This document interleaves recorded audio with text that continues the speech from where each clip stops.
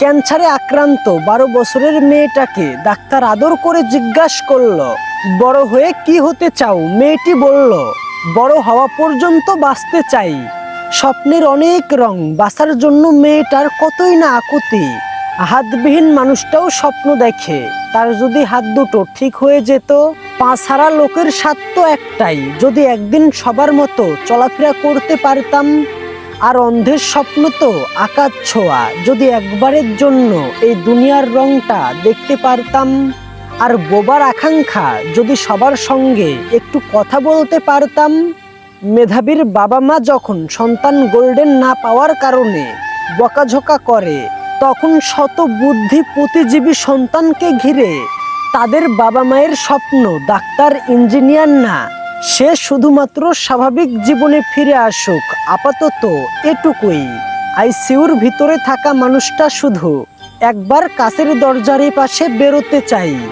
আপনি এখন এই ভিডিওটা দেখছেন, ঠিক এই মুহূর্তে মৃত্যু শয্যায় হাজারো মানুষ বাঁচার জন্য ছটফট করছে।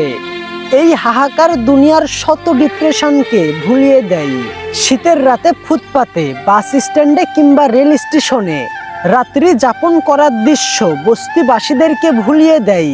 দিন শেষে তার একটু মাথা গুঁজার ঠাঁই রয়েছে, এদের তো সেটাও নাই।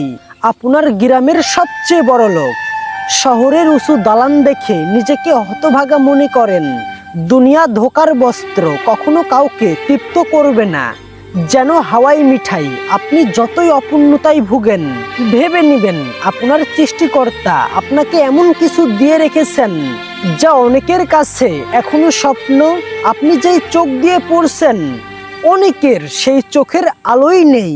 3 বেলা পেট পুরে খেয়ে, ভালো জামা কাপড় পরে, স্বাচ্ছন্দ্যভাবে চলাফেরা করেও সুস্থ থেকেও যদি আপনি বলেন আপনি ডিপ্রেশনে আছেন, বেঁচে থাকতে আর ভালো লাগছে না, তাহলে তো আপনি জেনে শুনে সৃষ্টিকর্তাকে দোষারোপ করছেন। আত্মহত্যা মহাপাপ মনে হয় এই কারণেই। কিন্তু সমস্যা হলো একটাই, আমরা শুধু অন্যের সুখটাই দেখি, আর সেটাই বোধহয় আমাদের আসল অসুখ।